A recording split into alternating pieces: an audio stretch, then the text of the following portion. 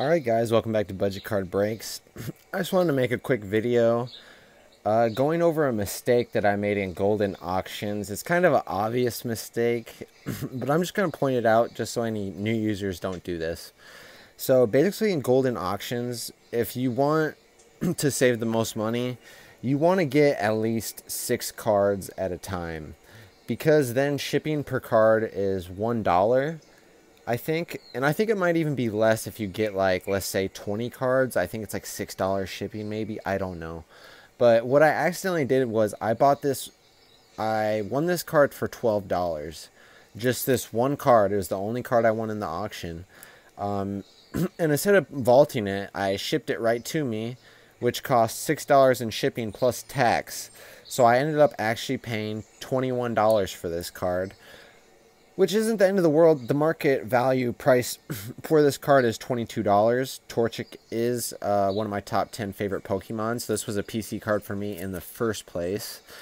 But even if it is a PC card, you always want to get it for the lowest price possible. And of course, even if it is a PC card for me, you guys know, somewhere down the line I will sell this card. Whether it's 5, 10, 15, 20 years. At some point, this card will come out for sale again. I'm sure profitable, but it would have been nice if I would have saved this back, put it in the vault, and waited until next week, because I ended up winning 8 cards and sent it with that. I would have spent $1 shipping on this, and with tax, I probably would have ended up spending about $13.50 on this card total. And that would have gave me a ton of room in case I ever wanted to sell it, you know, a $13.50 slab, especially for a 2006 Torchic PSA 9. I mean, just got a ton of room to make money. How can you not make money when you're getting a slab that cheap, especially 2006 Pokemon? It was a great slab pickup at that price, and that's why I got it for $12. Would I have bought it for $21? Absolutely not. But it was a mistake I made. I live and I learn, so I won't do that again, obviously. So if you're buying from Golden, you just want to make sure that if you're going to ship to yourself, that you're shipping, I would recommend 10, 15, 20 cards. I think you need to at least have like 6 to 8 to really have the shipping and everything be worth it. But basically, the more cards you send, I think the better deal you're going to have. So it's almost better just to vault them until you get like 20 cards and just send them all at once to yourself. You'll save the most on shipping. And, you know, in this hobby, when you're trying to make money, especially right now, every dollar counts. You know what I'm saying? Especially with a card like this. I mean, I can't sell this. If I put this at a card show, I would list it for $30, and I'd be willing to go down to $20. But I spent $21 on it. You know what I mean? So I'd probably lose money selling this card.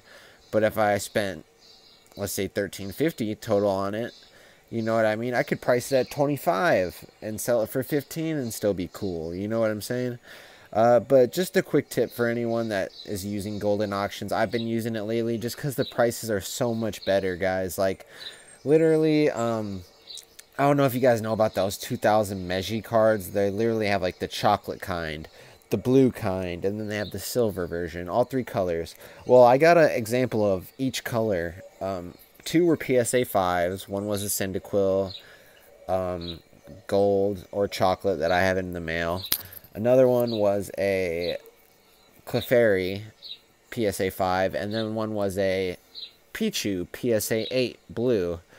And I replaced that. I was mad. I had an Espeon PSA 5 that I was going to win for $18. I ended up losing. Well, I did 17, someone for $18. And I looked on eBay, and the PSA 6s were selling for 99 bucks just because it's Espeon. You know what I mean? And those Meiji cards, if you've actually got them in hand, anyone would know this if you've gotten like those older, like before they made cards like this, when they had the Meiji cards, when they had the Thompson cards, they had the poker card, those cards, they are so much different. They're so flimsy. They're so easy to like like people don't understand like a PSA 5 in that that's not really a bad grade for a card like that to keep in that condition, you know. So getting a PSA 8, I'm not gonna lie, I did pay $40 for that, but I figure it's a Pichu and a PSA 8, super hard to have a high grade like that for those cards, you know. Like I said, PSA 5s aren't even bad to have, and I think it's cool that I have an example of each color because I think the cards are extremely cool. I'll definitely show them when I get them in the mail, but they've gone up in price, and I never see them graded on eBay. They're always raw, and they always want like $20-$30 for the card raw. That looks like it's in PSA 5 condition anyways, and then I got to pay an extra $15 to get it graded. Then you're sitting at $65 with this card that's what you could sell for it in the first place, you know. So I would rather just buy one that's already slabbed up, PSA 5, because I mean that's what you're gonna get online anyways with these quote unquote near mint eBay copies, like quote unquote my ass, like near mint for fucking old Pokemon cards, like pre 2000, especially if it's like pre 2001, like if we're talking like late 1990s, 2001, yeah, like, and you're buying near mint online, like, you're going to be lucky to get a PSA 7, PSA 6, you know. People just don't realize that sports cards, they think things are like sports cards, and it's just PSA 9 after 10, and it's not like that with Pokemon. But one thing I'll say is PSA did go pretty easy on this card. There's a nick right there. There's also a nick, you can't really see it. There's just a little whitening right there. You can't really see it in the camera, but like I said, I don't know. But like I said, this was a great buy at $12, but because of my mistake, it's not the best buy. I mean, I got it for market value, which not the end of the world, because like it's a personal collection card. I'm sure I'll have this in my collection for a long time. I love Torchic. I just started my Torchic collection. I think I have only 2 Torchic cards, and I plan on getting a lot more of them. So, so it's just one to add to the collection. I wish I could have got it for $12. I should have got it for that. I mean, realistically, with shipping and everything, if I would have done it right, it would have been about $13.50. But so that's just a tip with Goldin auctions. When you're buying cards, guys, just make sure it's in bulk. And if you only have one or two cards, just put it in the vault until you have enough cards to send to yourself, where shipping's not going to kill you. I know it's hard. People are anxious and they want their cards right now. I guess if you're okay with paying the extra shipping, but I'm telling you right now, you're going to pay $6 shipping for one card. I paid $6 shipping for this versus I think I paid $6 shipping for my 8 card order that I just did.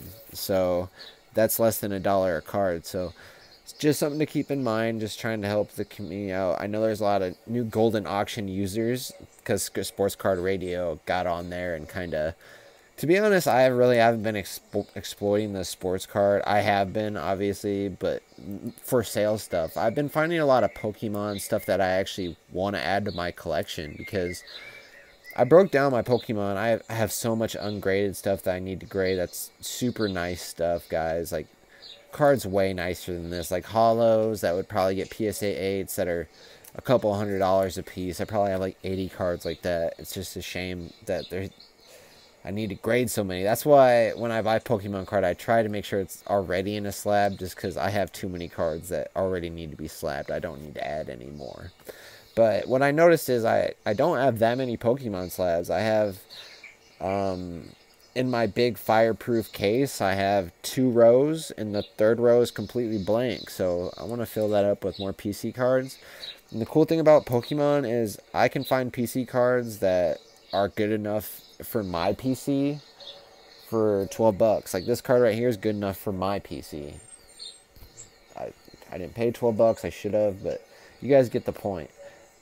Sports, basketball, I wouldn't even put a card in my PC if it's not over like $100. I'm a fucking snob when it comes to that shit. But Pokemon's a different story, and that's why Pokemon's a little bit more enjoyable sometimes, because the money you save and you can just do so much more with so much less. Like, literally why I'm saving up for the National in a couple months. I have $1,200 saved up so far.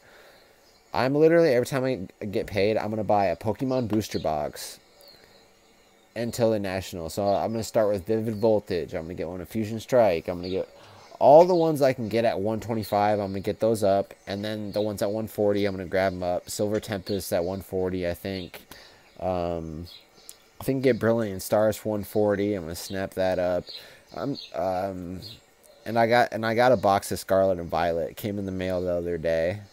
So I got a booster box of that, but I'm definitely going for booster boxes instead of... I'm also going to keep buying in-store products. I'm going to show those off to you guys, but yeah, booster boxes I definitely think are the best way to go, especially if it gets down to a point where, okay, this booster box isn't making a lot of money, and maybe there's a couple good chase cards in there. It'd be a lot of fun to open up 36 packs, you know what I mean? So I'll have that on the back end. Like, the booster boxes don't make money, so what? Fuck it. I'll have a booster box for every single Pokemon set to open 36 packs of, you know what I mean? I'm sure I'll get some nice hits.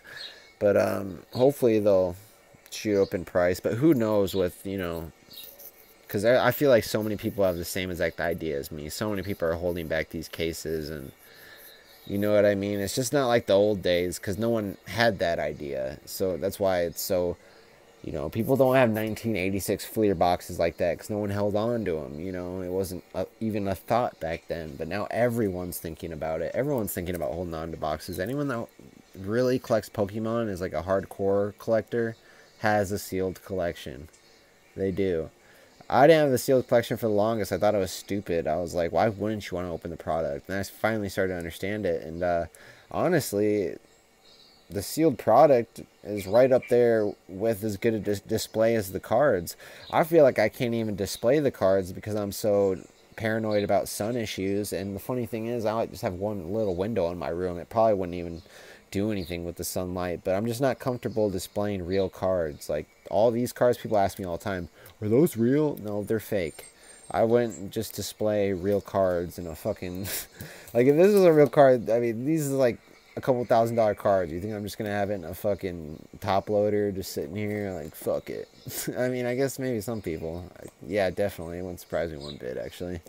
Alright guys, I'm rambling on and on. If you stayed this long, you're a real one. See you guys later.